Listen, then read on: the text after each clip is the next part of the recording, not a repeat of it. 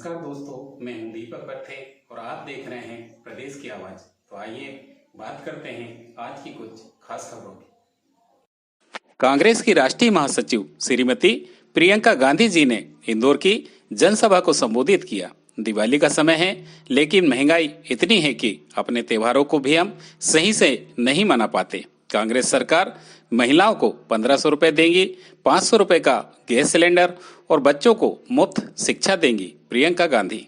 Akhil Bharatiya Congress committee की महासचिव श्रीमती प्रियंका गांधी जी ने इंदौर के खजराना गणेश भगवान का जयकारा लगाकर जनसभा को संबोधित करते हुए कहा कि मैं यहाँ आपसे भावनात्मक रिश्ता निभाने आई हूँ। उन्होंने कहा कि जब मैं मोदी जी का भाषण सुन रही थी तो इसमें उन्होंने अपनी कोई भी उपलब्धि नहीं बताई, बल्कि कांग्रेस को ही कोसते रहे।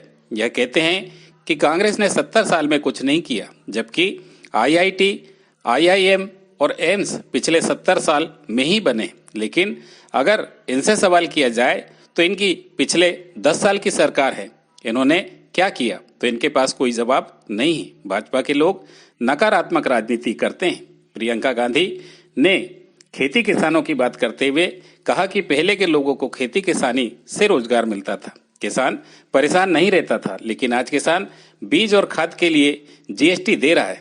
आज किसान परेशान है, डीजल और पेट्रोल के दाम आसमान छू रहे हैं। प्रियंका गांधी ने कहा कि इंदौर में ही गांधी जी ने करो या मरो का नारा दिया था और इंदौर के लोगों ने आजादी की लड़ाई को आगे बढ़ाया था। कांग्रेस एक क्रांतिकारी पार्टी है। कांग्रेस ने किसानों, मजदूरों, गरीबों की लड़ाई लड़ी है। हमारे देश की संस्कृति और परंपरा एकजुट करके लोगों की मदद करती है। उन्होंने कहा कि कोरोना के समय आपके शहर ने एक मिसाल बनकर संकट के समय सबसे मदद की थी। उन्होंने आक्रामक होते हुए कहा कि आज बड़े उद्योगपति आगे बढ़ रहे हैं, लेकिन गरीब और गरीब होता जा रहा है। सरकारी पद खाली पड़े हुए हैं, लेकिन प्रदेश में युवाओं को रोजगार नहीं दिया जा रहा है। इनकी सरकार में लगातार गैस के दाम बढ़े हैं और चुनाव के ठीक पहले दाम कम कर दिए। भाजपा क्या जनता को बेवकूफ समझती है? जितनी गरीबी आज गांव में है, उतनी ही शहर में है। आज महंगाई को कोसने का कोई भी प्रयास इस भाजपा सरकार के द्वारा नहीं किया गया। उन्होंने कहा कि कांग्रेस सरकार बनने पर हम किसानों का गेहूं का समर्थन मूल्य 2600 रुपए देंगे और इसे बढ़ाकर 3000 रुपए तक करेंगे। हम सरकारी परीक्षाओं की फीस माफ करने का काम करेंगे।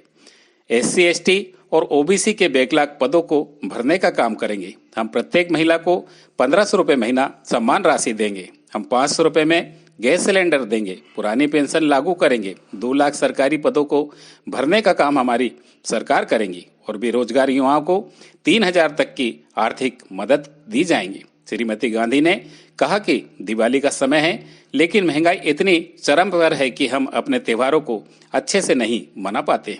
श्रीमती गांधी ने कहा कि आखिरी में बस मैं आपसे इतना ही कहूंगी कि आपकी जागरूकता ही अब आपको बचा सकती है। उन्होंने कहा कि कांग्रेस का एक नेता भारत जोड़ो यात्रा करके लोगों को संदेश देना चाहता है, उन्हें जागरूक बनाना चाहता है। प्रियंका गांधी ने अपने संबोधन के अंत में कहा कि 17 तारीख को मतदान के दिन आपको कांग्रेस के वचन पत्र को ध्यान में रखकर वोट करना है, जिससे एक अच्छी सरकार मध्य प्रदेश में बने, प्रदेश का विकास हो और आप सबका और नौजवानों का भविष्य उज्जवल बने। प्रदेश की आवाज के लिए दीपक बर्थे की रिपोर्ट। जनता को मतलब है अपनी समस्याओं से। आज सबसे बड़ी समस्याएं क्या हैं? महंगाई है, बेरोजगारी है, शिक्षा की सुविधाएं, स्वास्थ्य की सुविधाएं।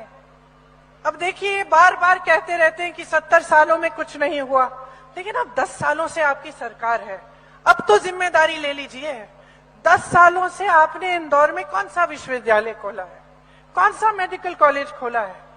मध्य प्रदेश में हजारों स्कूल बंद हो गए हैं। जब लोग गांव से यहाँ शहरों में पलायन करते हैं, वो इसलिए करते हैं क्योंकि वहां आपने सुविधा दी नहीं है। तो आप 18 सालों से इस प्रदेश में आपकी सरकार है, 10 सालों से केंद्र में आपकी सरकार है। तो अगर ठीक है, आप कह रहे हैं कि किसी ने आपसे पहले कुछ किया ही नहीं, ये छोड़ देते हैं हम बात की आईआईटी हो, आईआईएम हो, एम्स हो, सब पंडित नेहरू के समय से है, छोड़ देते हैं हम बात। हम कहते हैं चलो मान लिए किसी ने कुछ नहीं किया। आपसे पहले जितने भी लोग आए वो सब बेकार थे, किसी ने कुछ नहीं किया। आपने क्या किया है?